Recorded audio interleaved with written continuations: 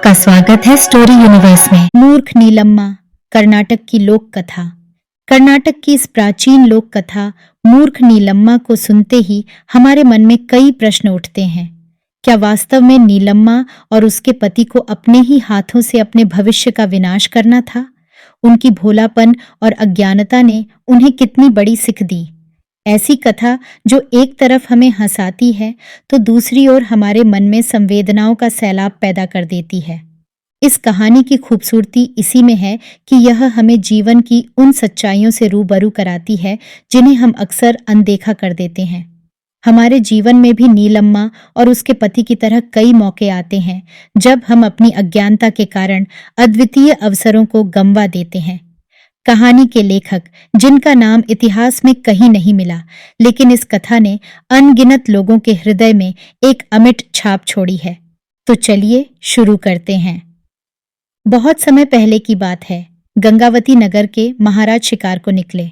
शिकार की तलाश में सुबह से शाम हो गई। तभी अचानक उनकी नजर एक जंगली सुअर पर पड़ी। महाराज ने घोड़े को ऐड लगाई और सुअर का पीछा करने लगे। कुछ ही देर में सूरज छिप गया और घना अंधेरा छाने लगा। सूअर पत्तों की आड़ में खो गया। महाराज ने अपने आसपास देखा। उनके निकट कोई सैनिक न था। शिकार की धुन में वे स्वयं जंगल में अकेले निकल आए थे। महाराज को शीघ्र ही भूख प्यास सताने लगी। सर्दियों का मौसम था। कुछ ही दूरी पर आग जलती हुई दिखाई दी। एक औरत आग सेंक रही थी। उसने महाराज को नहीं पहचाना और बोली, मुसाफिर हो क्या? भूखे प्यासे भी लगते हो? महाराज ने सिर हिलाकर हामी भरी। उस औरत का नाम नीलम्मा था।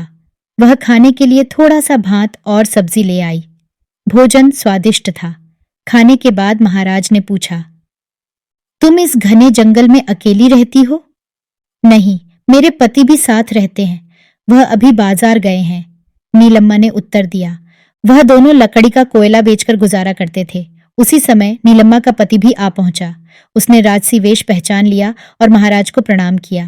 तब नीलम्मा को पता चला कि जिसे वह एक मुसाफिर समझ रही थी, वे तो महाराज हैं। महाराज ने खुश होकर उन्हें चंदन वन उपहार में दे दिया। तभी सैनिक भी महाराज की खोज में वहीं आ पहुंचे और महाराज लौट गए। इस बात को कई वर्ष बीत गए। एक दिन महाराज पुनः शिकार खेलते खेलते चंदन वन में जा पहुंचे। तभी उन्हें नीलम्मा और उसके पति की याद आई। उन्होंने सोचा कि वे दोनों भली प्रकार जीवन यापन कर रहे होंगे। अचानक उन्होंने देखा कि एक बूढ़ी स्त्री लकड़ियों के टुकड़े चुन रही थी। उन्हें देखते ही वह स्त्री उनके पैरों पर गिर पड़ी। महाराज नीलम्मा की दीन दशा को देखकर चौंक गए और पूछा, क्या तुम्हारा पति तुम्हें छोड़ गया है? नहीं महाराज, हम आज भी उसी तरह प्रेम से रहते हैं और लकड़ी का कोयला बनाकर बेचते हैं। क्या? नीलम्मा की बात सुनकर महाराज ने माथा पीट लिया। उन दोनों ने सारे चंदन वृक्षों को लकड़ी का कोयला बना बनाकर बेच दिया था।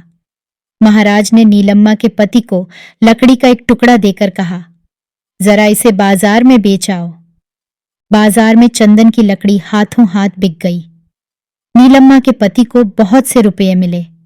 तब उसकी समझ में आया कि उसने कितनी बड़ी मूर्खता की है। उपहार में मिला चंदनवन उनकी अज्ञानता के कारण नष्ट हो गया। मूर्ख व्यक्ति कीमती और मूल्यवान वस्तु को भी अपनी लापरवाही से दो कौड़ी का बना देता है। आशा करते हैं कि यह कहानी आपको बहुत पसंद आई होगी। ऐसी और कहानियां सुनने के लिए जुड़े रहिए हमारे चैनल स्टोरी यूनिवर्स के साथ। धन्यवाद।